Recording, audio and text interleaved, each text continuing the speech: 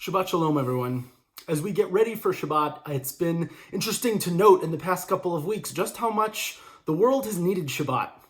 We've been experiencing times in which the concepts of taking a step back, taking a deep breath, connecting with community, doing the things that help nourish our souls are more and more important. And yet, it's not hard to recognize that the ways that we do that are more and more different than they've ever been. We no longer have the opportunity to go to synagogue and feel the warmth of people around us. We're in a time where we're actually being asked to please stay home. That's pretty unprecedented from your Jewish communities. Usually Jewish communities are saying, come here, please come be with us, that we may experience the hardships of the world together. But this time around, we're actually being told, we care about you so much, we'd rather see you at home safe than coming here. And yet, the world around us has responded. The more and more I talk to colleagues and friends, the more we're seeing that online participation is up. More and more people are getting involved and engaged online, and we're seeing that in some communities we're actually having higher attendance on streamed services than we even were having on a regular Friday night to Friday night basis or a Saturday morning to Saturday morning basis. People are so desperate for that moment of connection and that moment of togetherness that they're doing more, not less. And so it's of note that when we look at our Torah portion this week, we're beginning the book of Leviticus, the book in which Aaron and his sons, the priestly leaders of the community, go to work. Not necessarily the most relatable experience this particular week. But what's so interesting is that in starting this book of Leviticus, we start to read the work of the priestly class, the work of offering sacrifices to God, the work of making this tabernacle that we've built go to good use. And a couple of weeks ago, as we were reading through the book of Exodus, we actually had the chance to see the way that tabernacle was constructed. What we saw God speak to the people and say, Tidaber al kol chochmei lev asher mileitiv ruach chochma. Speak to the people who have been given talent and skill, that they may be the ones who go and do this incredible work of building the sanctuary and building the things Aaron will use when he gets to work in Leviticus.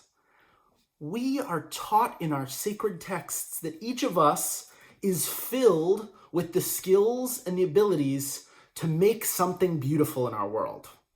And we're at a time when we so desperately need those beautiful things. We need the ability to look around us and see the creativity and the imagination of those around us. The opportunities for each of us to provide joy and provide connection in a time where the things we usually do aren't the things we're able to do anymore. And as we build this tabernacle, God reminds us that we are supposed to do this work in order, v'asu li mikdash v'shachanti betocham, in order that we may make a sanctuary that God may dwell among us. When we use our skills to do something beautiful, to do something holy, God is able to find space. At this time, when we're looking around and the world doesn't look anything like we usually expect it to, this is our opportunity.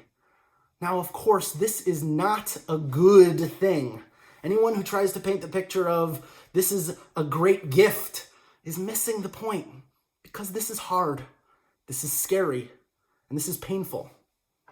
Of course, there's an opportunity to acknowledge that there's suffering, there's pain, and there's death going on.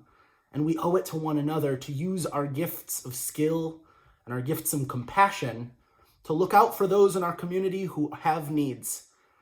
Those needs may not come in the form of getting in a room together. As a matter of fact, it shouldn't.